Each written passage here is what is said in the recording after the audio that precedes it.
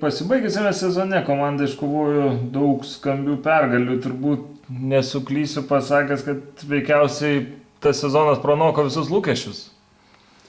Na, iš tikrųjų, lūkesčiai tai jie buvo visada, kiekvieną sezoną tu lauki kažko tai tokio ypatingo, įspūdingo ir nori iškovoti, na, bent jau tą bronzą. Tikiesi kažkur tai viduje vienaip ar kitaip.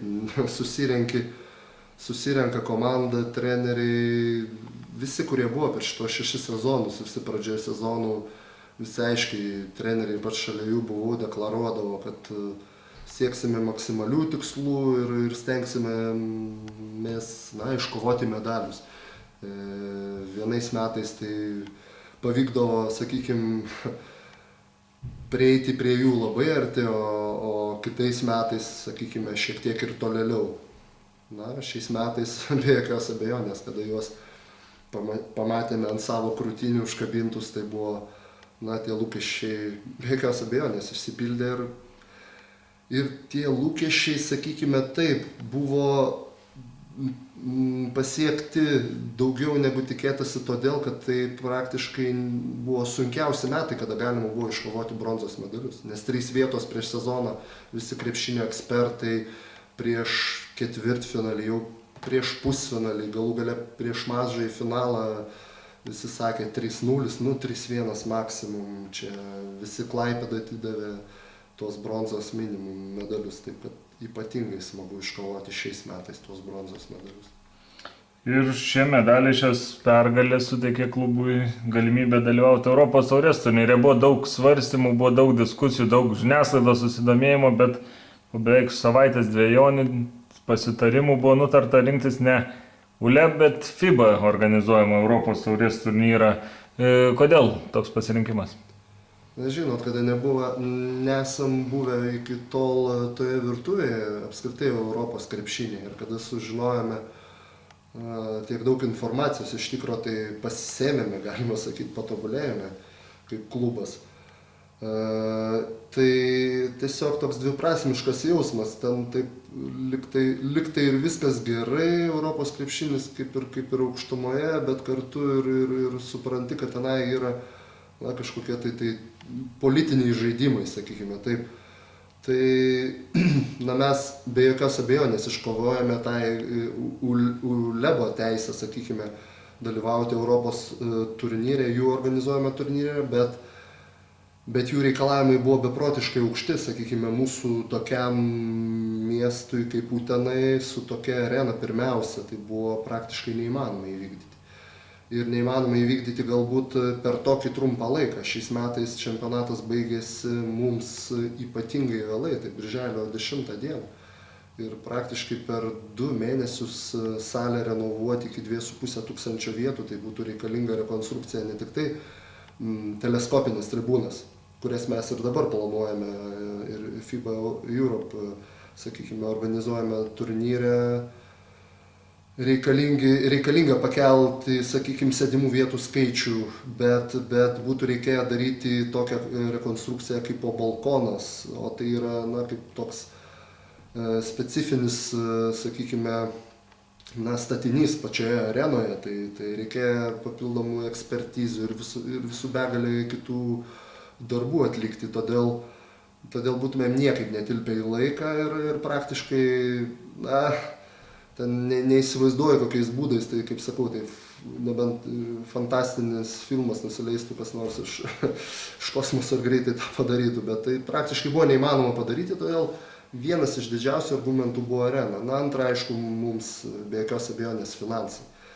Na, finansai čia vėlgi, sakau, keletą rėmėjų prie mūsų pasijungė, sakykime, matydami mūsų tikrai gerą tą laipsnišką darbą, tokį. Bet ta finansinė našta jinai būtų per daug didelė. Tai ir likti po sezono, sakykime, na, skoloje, tai tikrai, na, tai nėra Juventus kelias ir niekada jisai nebus. Mes gyvename ir gyvensime tiek, kiek turime tų pinigų, sakykime, kiek sugeneruojame biudžetą prieš sezoną ir tiek jų išleisime. Todėl, na, ULEBO organizuojama Europos taurė, jinai, na, tokia tokia prabangi, sakyčiau, prabanga truputėlį, nežinau, man jinai iki šiol tokia nežinia už ką, sakykime, vien todėl, kad ten aišku stiprios, be abejo, stiprios ekipos susirenka, bet na, truputėlį per didelė tam kaina. O čianai FIBA Europa organizuojamam turnyre, sakykime, yra labai nemažai tokių, na, panašu truputėlį jau panašiai į futbolo, sakykime, organizuojamus turnyrus, kur už pirmo etapo praėjimą tu gauni premiją, už jokius ten teisėjus neapkrauti papildomais neaiškiais mokesčiais klubai. Tai mes naudojamės tuo šansu, kad tenai pas juos, sakykime, tarp šitų taurių vyksta kažkokie tai nesklandumai ir vieni bando privilioti, na, finansais.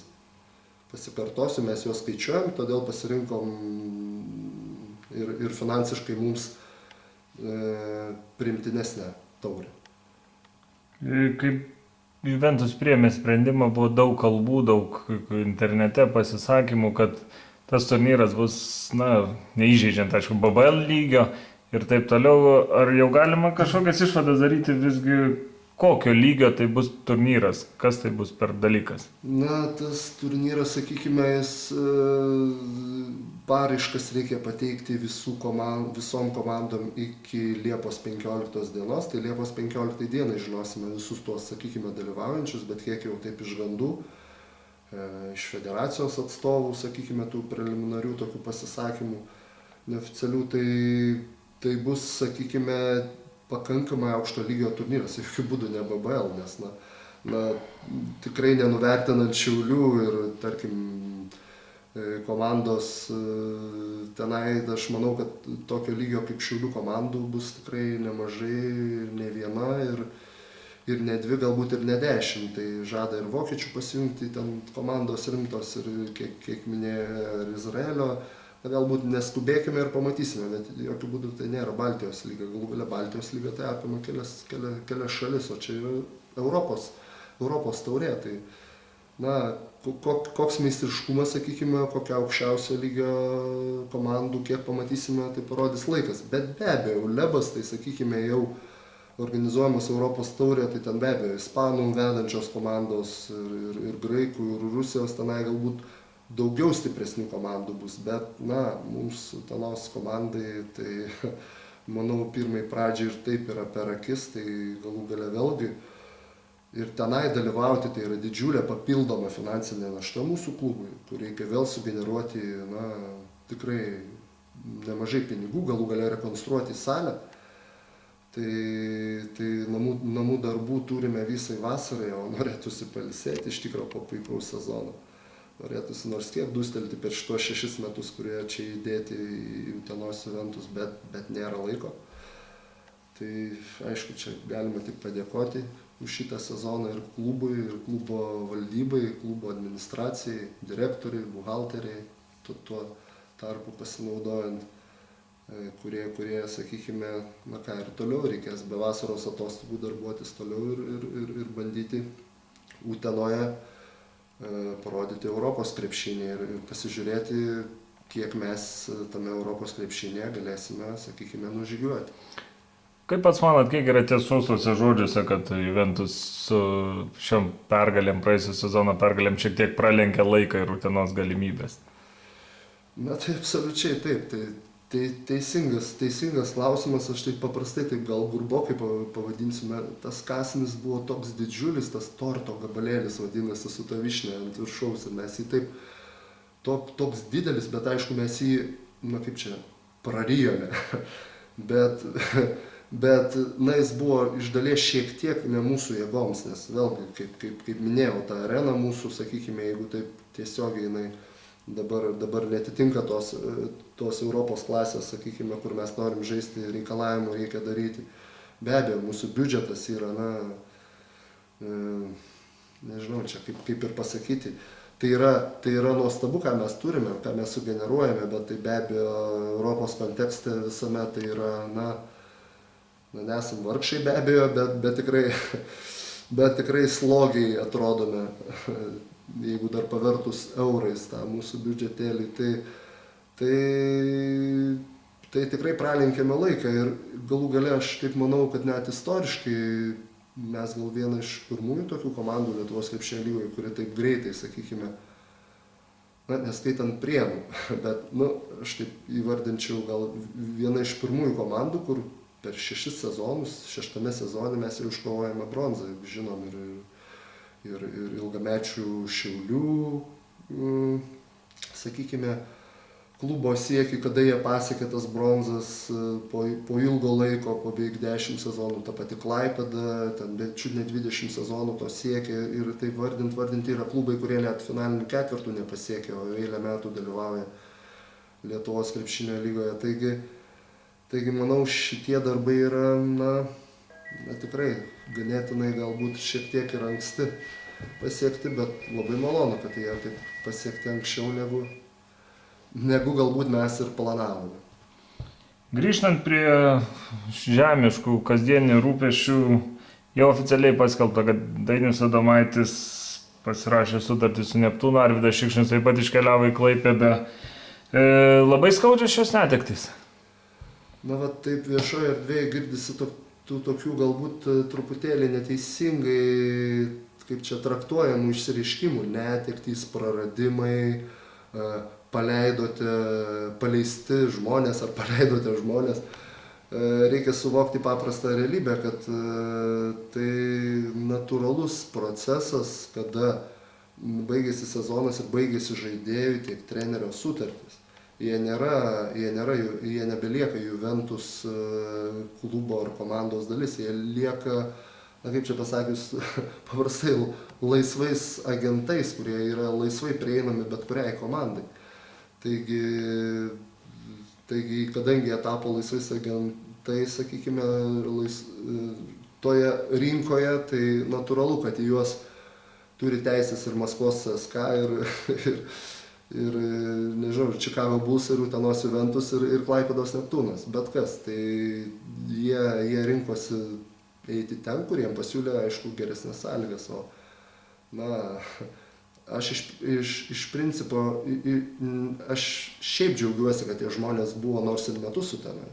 Kad mes sugebėjome juos pakviesti į Uteną, suburti į tą tokį kolektyvą, kuris pasiekė mūsų miestui tokį, sakykime, tokius titulus. Taigi aš tik tai jiems palinkėti galiu sėkmės, džiaugiuosi už tai, kad Utenos Juventus klubas yra, sakykime, galbūt tramplinas, pereiti kažkur tai į didesnius pinigus galų gale, į didesnius siekius, jeigu taip galvoja, bet tai buvo geri metai tiek Arvydui, tiek Dainiui, tai natūralūs procesai, jų kaina rinkoje išaugo 3-4 kartus. Ne šimtus, ne tūkstančius, o kartus, tai jūs įsivaizduokit, ką tai reiškia. Mums padidinti 3-4 kartus biudžetą, tai be variantų, jokių variantų. Ar tai būtų, nežinau, ar tai būtų biudžetas valstybės ar bet kieno kito. Padidinti tai yra nerealu. Praėjusią sezoną lyderių buvęs Šonas taip pat turbūt gerokai pabrango, kaina gerokai išaugo. Kokios galimybės išlaikyti komandai? Jeigu Šoną nupirktume praktiškai, dar reiktų ten keletos, nežinau, visiškai vaikų, nes praktiškai jo atlyginimas čiut ne pusė mūsų būtų komandos biudžeto dabar, kokia jo kaina. Tai smagu vėlgi, ką jisai nuveikė mūsų komandoje ir kaip jisai išaugo, sakykime, kokia jo išaugo vertė, būnant mūsų komandoje. Tai natūralus procesas. Aš džiaugiuosi vėlgi taip pat, kad Šonas buvo mūsų dalis, nors vieną sezoną buvo su mumis. Tai yra didžiulis pasiekimas, tai ką mes padarėme visi kartu. Kaip vyks dabar darbas laisvųjų agentų rinkoje? Turbūt vėlgi viskas prasideda nuo trenerio. Žinot, galima pasakyti, čia galima postringauti įvairias čia sistemas, pasakyti, kad labai gerai, kai žaidėjai lieka ten 3, 2, 4 sezonus, taip, tai yra gerai, bet tam, kad jie liktų ten 2, 3, 4 sezonus vienoje komandoje, tai vėlgi grįšiu prie to pačių dalykų, prie pinigų, tai reikia turėti ką pasiūlyti jiems. Tokiems žaidėjams, treneriams ir visiems kitiems, kad juos turėtum ilgesnį laikotarpį. mums tai yra neįmanoma, mes galime galbūt kažkokį jaunesnį žaidėją tenai gali sukontraktuoti, na, dar ne taip, sakykime, įvertinta, na, kaip Saulius Kulvietis, sakykime, prieš 2 metus jis buvo, taip sakykime, nu, nenoriu pasakyti, kad ten buvo tiesiog žaidėjas tarp daugelio, jis dabar 2 metus jau žaidęs, vienintelis žmogus, kuris dar ir kitiem metam jau, kuris garantuotai yra su mumis, su kuriuo mes pratęsėme, nes turėjome pliusą, tai jisai, sakykime, bus su mumis, jis jau yra, na, manau, kad jau yra rinkos žaidėjas, tai vėlgi tikrai pasiekė pakankamai gerą meistriškumą. O, na, sakau, vėlgi, dėl kaip planuoti, ką daryti, mes praeitais metais įrodėme, mes pradėjom nuo 0. Tai buvo likę, na, ten, sakykime, du praktiškai žaidėjai, tie, kurie žaidė šiais metais, tai Stanionis ir Kulvietis. Viską rinkome iš naujo. Ir ką mes turėjome? Mes turėjome geriausią sezoną istorijoje, 3 vietą LKL, 3 vietą BBL. Taip kad čia nieko čia naujo, nieko čia baisaus, bus komanda renkama iš naujo, aišku, pradedama nuo trenerio, toliau eiliškumas, žaidėjai, natūralūs dalykai ir nieko nebauginantis, galų gale jau turim labai geros patirties. Galų gale pirmas sezonas su Gintaru Kručkausku rugsėjo 1 pradėta formuoti komandą, finalinis 4.